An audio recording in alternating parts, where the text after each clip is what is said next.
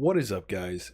Beast here with another Division 2 video, and today I wanted to talk to you guys about the new weapon mod system and how it will drastically improve the way we play the game, and also take a look at a few changes being made to the character builds, which I think will change PvP combat as we know it.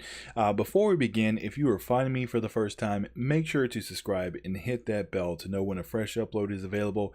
Be sure to leave a like and share this video, as that will be much appreciated. And with all that out of the way, let's get right into it. So weapon mods currently in the division is really a mixed bag. As with gear mods, weapon mods are a best in slot situation, meaning pretty much that the meta determined which mods players used. As patches changed and weapons got balanced and gear got balance as well, this also impacted weapons and gear mods. And well, I would say just gear mods mostly, because I generally stick with the same weapon mods time and time again. Depending on the weapon, I would only change the scope, the grip, or the muzzle. Extended mags were and currently are the dominated slotted item for magazines. You really don't use too much of anything else unless you use like a high crit chance, crit damage magazine for like a sniper rifle or something. The reason being, well, with extended mags is that you get more bullets, meaning more damage and less having to reload, which is critical in combat. For an item like an assault rifle, I favor the Omega rifle suppressor that offers headshot damage, critical hit damage, and stability. A hand stop that gives me critical hit damage, stability, and reload speed. And for my scope, I like to use like something that offers headshot damage, critical hit chance, critical hit damage. No matter what they did regarding weapon balances or gear balances or changing gear sets, that generally stuck. Like, that was it, no matter what. So most of the other weapon mods that I'd had, I got sold or I deconstructed them. So for most part, unless I got an improved role or something better, this setup didn't really change. And I think that's the problem currently with weapon mods. We have an access to a number of mods, but no matter what, like I said, these are the ones I use, because for PvP, most certainly the best in slotted mods are going to make it easier for you to win in combat. Now, here's the thing that I'm liking about it. All this best in slot stuff is no longer the case for Division 2. Weapon mods are being drastically changed. In a Division 2, you unlock these weapon mods as you progress through the game, and once you unlock a specific scope, it is there.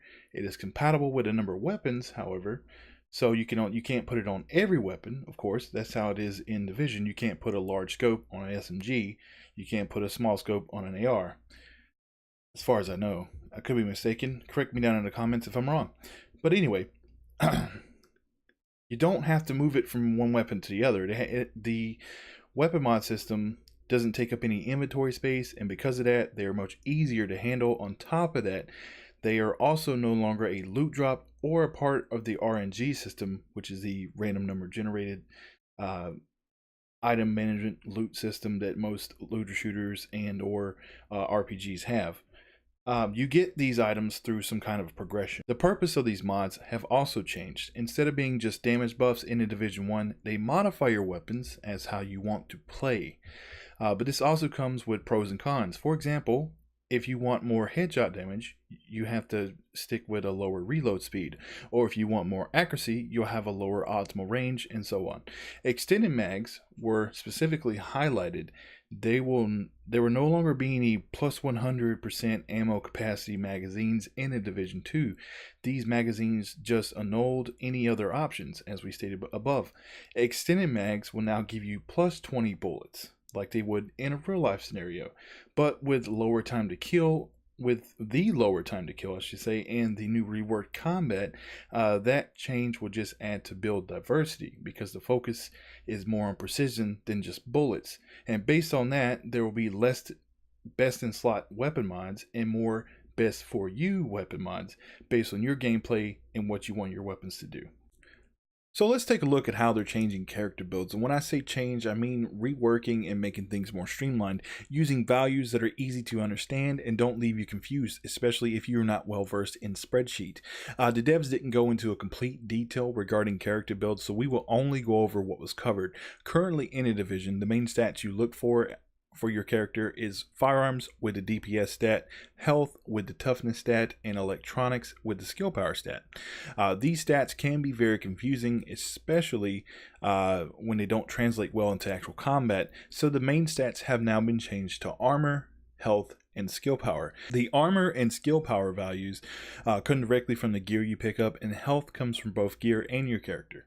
In the Division 2, the agents now have an armor bar that's above the health bar, and NPCs first have to chew through that armor before they do damage to the actual agent. But once the armor is gone, be aware that you will take a lot of damage. When the armor is gone, you have to replace it. So you pull it out your vest and put in a new set of plates. You cannot use your skills or move while doing this healing process. This takes quite a bit of time, and depending on the situation, that can get very deadly very fast. That not only changes the dynamic of the gameplay itself, with the removal of classic medkits, it also removes the burst healing from the game, which is, to me, been a problem, especially in PvP combat, which, in addition to the lower time to kill changes, I believe we will no longer have long drawn out battles in PvP combat, and these battles is no longer who can keep popping the most heals and dropping heal bags. It will be who has the best gun skill.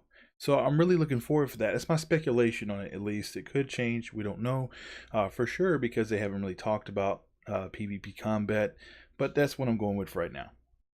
Now let's take a look at the character build here. We notice that we still see the 6 equipment slots that stay the same regarding the mask to chest, gloves, backpack, knee pads, and holster. You would also notice that all gear slots now have a skin and dye slot, which is pretty cool for customization. We still get the same 3 normal weapons, the 2 primaries and the sidearm, and you'll notice that the signature skill is now the signature weapon, which is, depending on your specialization, which we talked about that in a previous video, you either get a grenade launcher, a sniper rifle, or a crossbow. And then your grenades also no longer, you can get like a bunch of grenades on a grenade wheel. You get one grenade type based on the specialization that you chose. So for example, if you get the sharpshooter, you get a flashbang. If you get the demolitionist, you get an incendiary. And if you get the survivalist, you get a frag grenade. And then we still have the 2 skill slots. So just minor tweaks and things to the character build and how we play. We won't know for sure. Again, this is all that we talked about, is that they pretty much just signature weapons and then grenades, but they haven't brought up too much else. So they're kind of keeping us in the dark for now. Hopefully we'll know some more information soon. And with all these changes, I'm excited to see how PvP will work in the Division 2. I'm interested to see what kind of unique builds we can create and how the Dark Zone experience will play out based on these changes. But thank you for watching. Let me know what you think of the new changes regarding mods, armor kits, and anything else you want to talk about in the comments below. My name is Beast, and I will see you in the next one.